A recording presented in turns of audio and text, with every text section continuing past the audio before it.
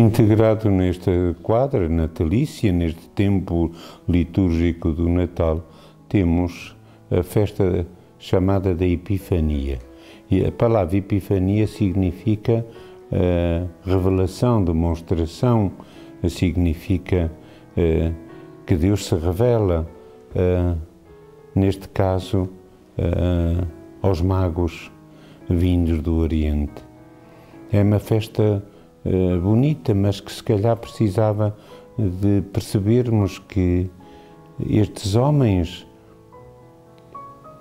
que o Evangelho não diz que eram reis, nós continuamos a chamar reis magos, mas o Evangelho não diz que eram reis, diz só uns magos, uns sábios, e os magos eram uns sábios vindos do Oriente, uns sábios que conheciam muito da astrologia e de outras ciências e que vieram ao encontro do santuário do menino.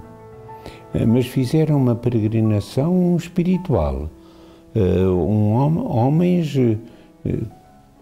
que se pretende dizer que vieram de outros países, talvez de outras religiões, mas o certo é que vieram com um coração humilde em peregrinação ao encontro do menino. Uns magos vindos do Oriente, diz o Evangelho. Nós vamos continuar a chamar reis e vamos continuar a ver nos presépios os magos com uma coroa na cabeça, mas o certo é que o Evangelho não diz que eram reis de uma nação, reis de um povo. Não, eram uns magos, eram uns sábios, eram estudiosos, eram pessoas que tinham uma cultura muito grande e por isso mesmo nos encantam mais. Perceberam que apesar da sua grandeza, da sua cultura, da sua, diria, da sua dignidade de sábios, não tiveram vergonha de fazer uma peregrinação longa para vir adorar o menino. Venham com um coração humilde.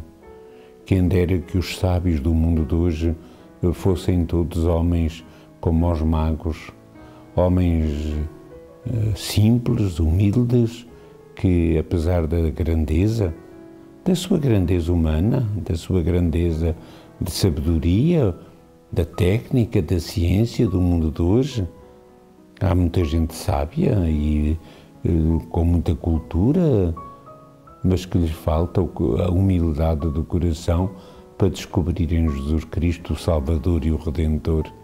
Estes magos são um exemplo espantoso de uma peregrinação feita na fé ao encontro do Messias Senhor. Uma peregrinação feita na fé para verem aquele que acreditavam que era o Salvador. Uma peregrinação feita na fé, uma caminhada longa, com circunstâncias se calhar difíceis, porque caminhar naquele tempo em camelo ou de outra maneira qualquer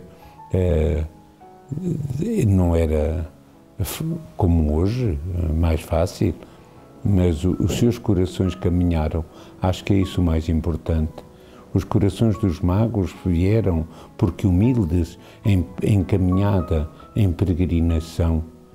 Temos que caminhar com os magos ao encontro do menino, ao encontro do santuário do presépio.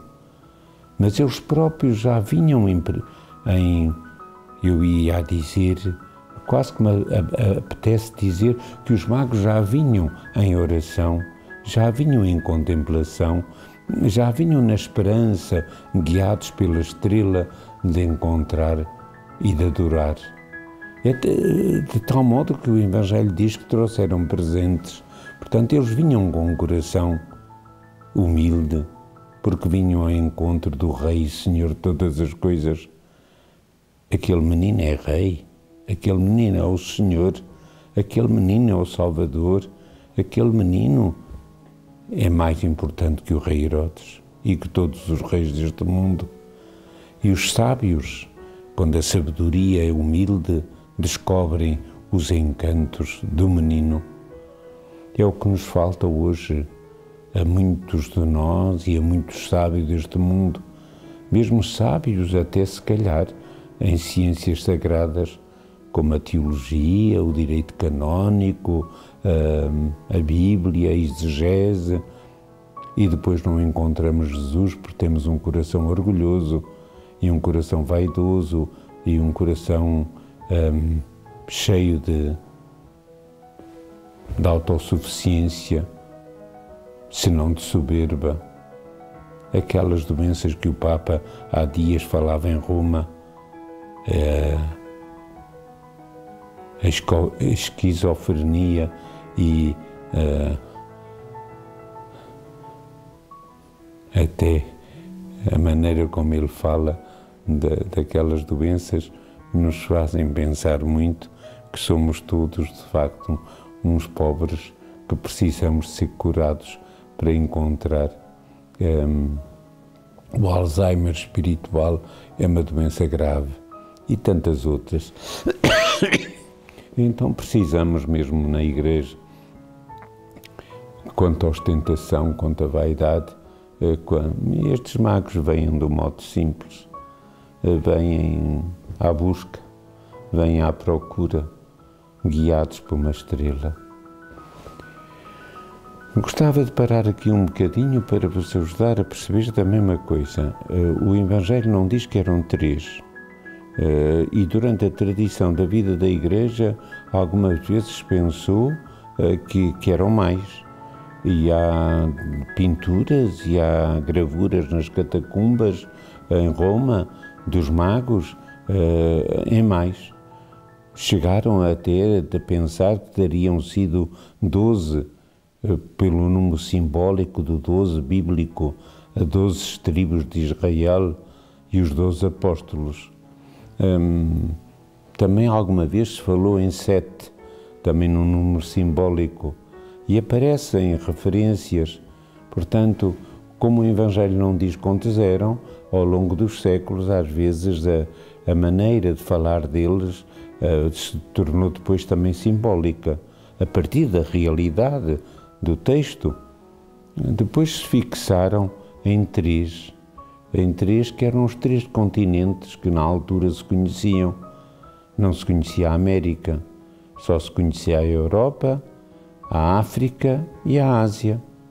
Então 3 magos, um para cada continente, e por isso é que aparece sempre nas nossas pinturas e nos nossos presépios um de cor negra, porque era um mago vindo a representar o grande continente africano. Mas o Evangelho não diz nada disto. Nem diz que eram 3, nem dizem que eram cada um do seu continente. Mas foi a tradição da Igreja que nos pôs perante esta maneira de falar, que não é má, até porque é simbólica, a gente não sabe, e, portanto. Por outro lado, puseram 3 magos, chegaram a esta conclusão de preferir de falar de 3 e não de 7 ou de 12, não só porque eram os 3 continentes e cada um representava um continente, mas porque vieram com 3 ofertas: ouro, incenso e mirra. E pensaram que se cada um fez a oferta de uma coisa, deviam ter sido 3 magos, porque são 3 ofertas e cada um ofereceu. Um ofereceu ouro, outro incenso, outro mirra. São modos de pensar a partir dos dados da Escritura. E isto se torna para nós também encantador. Vieram humildes e para louvar o Messias e para lhe oferecer presentes. É a realidade mais maravilhosa. É Ele que faz anos, cada Natal é o nascimento dele, e é Ele que merece os nossos presentes. Os magos são um exemplo de homens sábios, e porque sábios e orantes, e numa caminhada de peregrinação e de fé, guiados pela estrela, vieram ao encontro do menino para lhes oferecer presentes. Antes de mais, para o louvar. Louvar é uma atitude maravilhosa de humildade. Louvar é uma atitude que brota dos corações humildes. Louvar outra pessoa, mais ainda louvar Jesus como Rei e Senhor, parte desta atitude humilde de reconhecer que Ele merece o nosso louvor. São Paulo há de dizer que Ele é digníssimo de todo o louvor. Os magos entenderam isso, que Jesus era digníssimo de todo o louvor.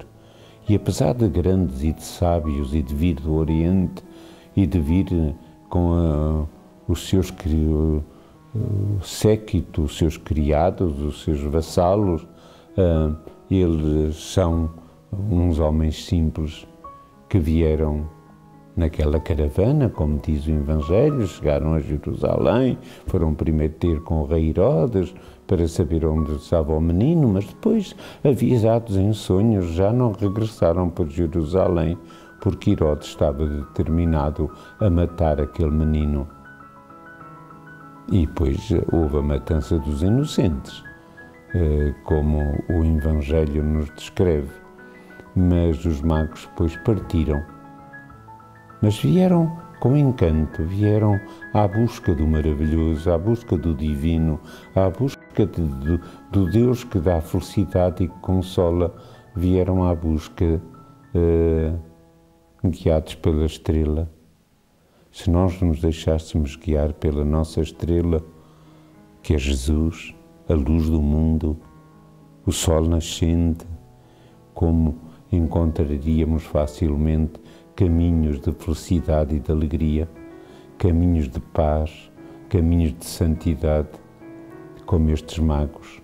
Eles são um exemplo maravilhoso. Os grandes deste mundo precisavam de olhar para os magos e aprender com eles.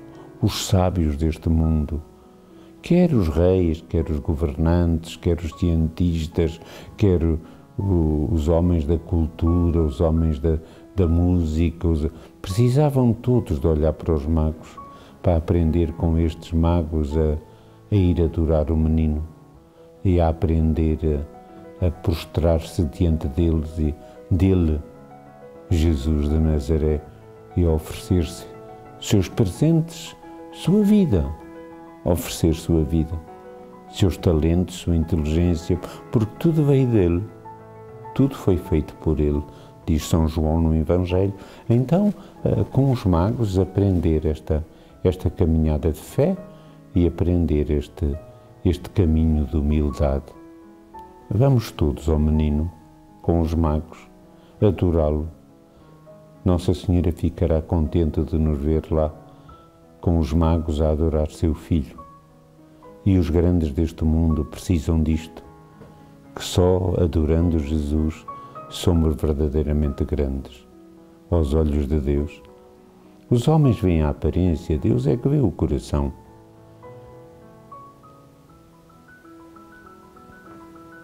O mundo, de algum modo, anda enganado pelas trevas, e as trevas cegam, e as trevas são um nevoeiro denso que nos impedem de ver a verdade, mas a verdade está naquele menino, que é Deus verdadeiro. Que o Senhor toque os corações dos grandes do mundo para descobrirem Jesus e viverem uma vida de fé, de encanto, de paixão por Ele, na alegria do adorarem.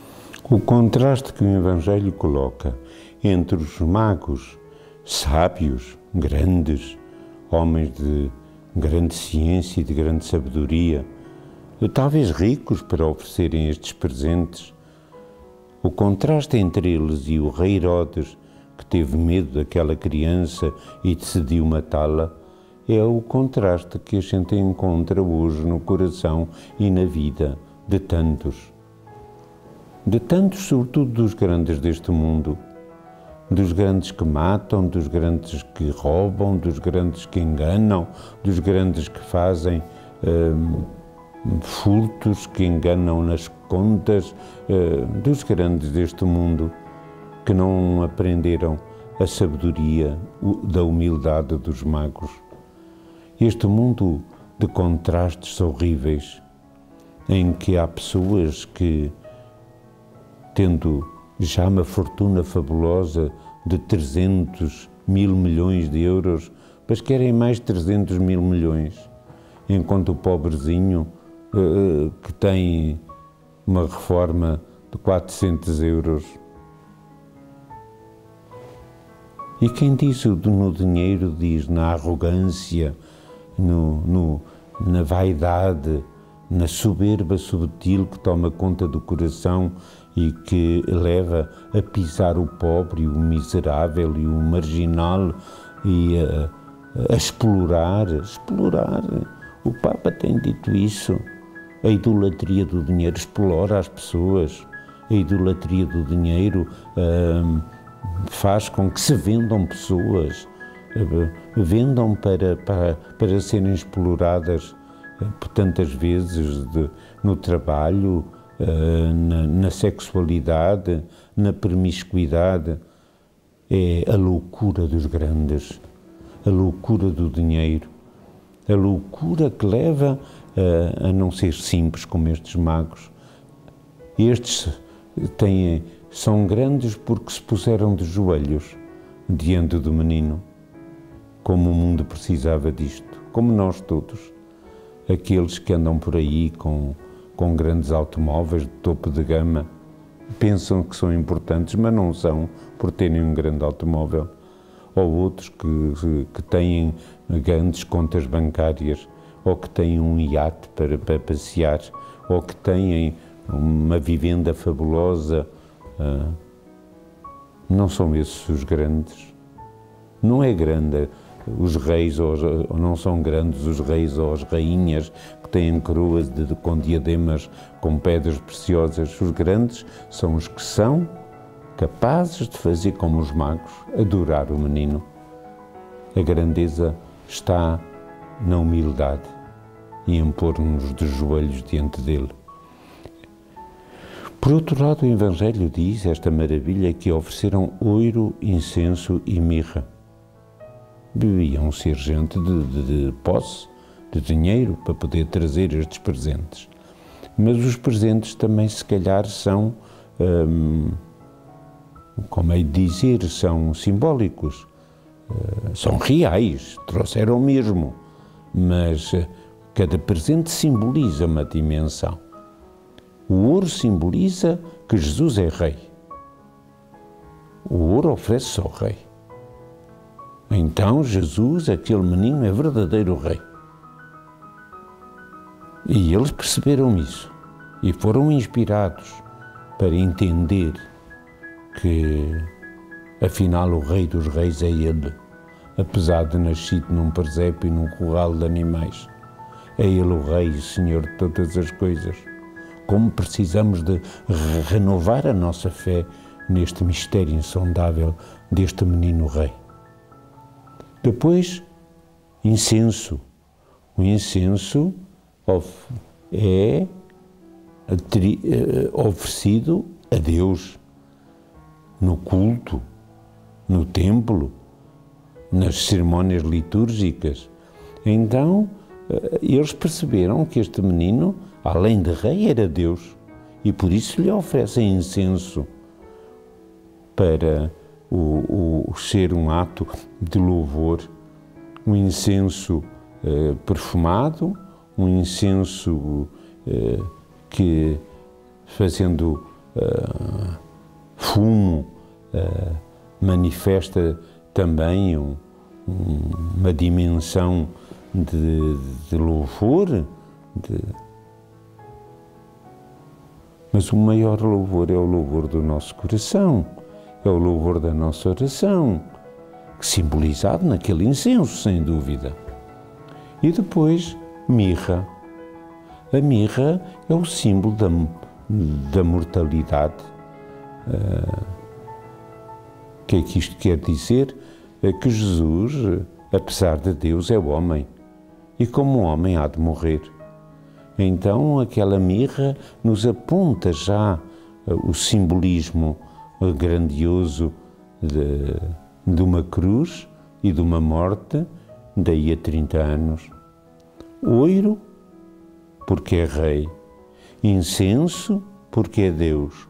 Mirra, porque é homem. E vai morrer. E vai ser embalsamado.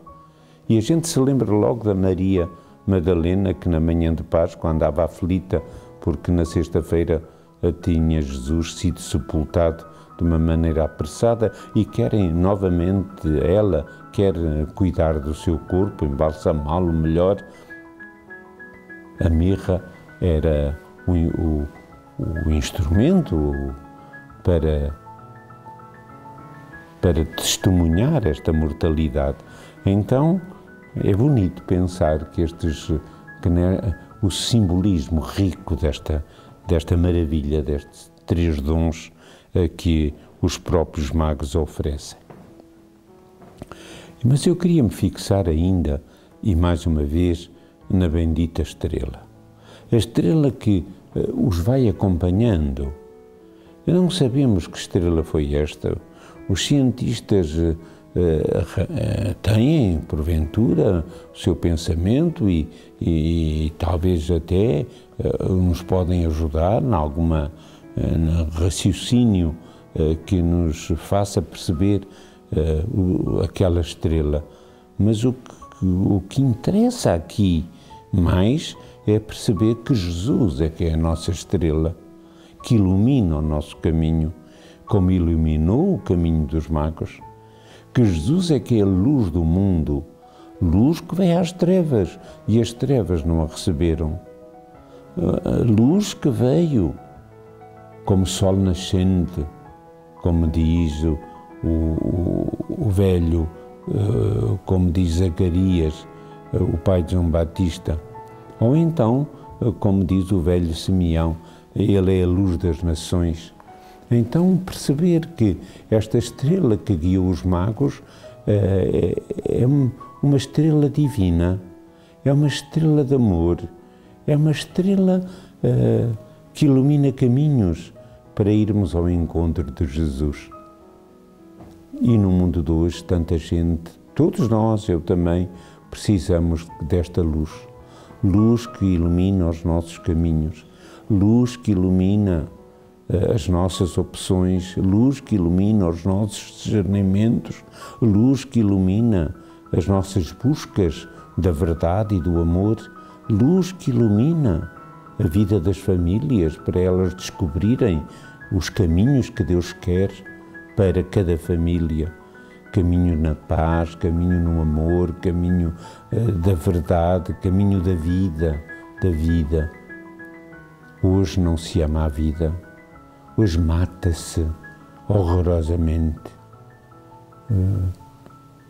É o que a gente sente e ouve e vê na televisão, lá naquele Estado Islâmico, naquela Iraque e naquela Síria, ou em tantos outros sítios do mundo. No México, aqueles estudantes que foram mortos. Só a luz de Jesus Cristo nos ajudará a perceber o valor da vida humana, a dignidade da pessoa humana. Só a luz de Jesus nos fará perceber que precisamos de nos encontrar com Ele para amar a vida, respeitar a vida que veio até nós neste menino. Vamos, em dia de magos, em dia de presentes ao menino, pensar que lhe vou eu oferecer, que vou eu dar a este menino, que quero eu oferecer a este Deus e Senhor. Se calhar o melhor é oferecer-me a mim próprio, a minha vida, o meu coração. Quantos jovens se poderiam oferecer a Ele para o trabalho do reino e da Igreja e do mundo, que precisa de corações que amem e que sirvam. Que a bênção que vos vou dar, meus amigos e meus irmãos, renova em nós este dom precioso de aprendermos com os magos a adorar o menino e a oferecer-lhe o presente da nossa própria vida, do nosso amor e do nosso coração. Que a bênção de Deus Todo-Poderoso, Pai, Filho e Espírito Santo, desça sobre vós e convosco permaneça para sempre.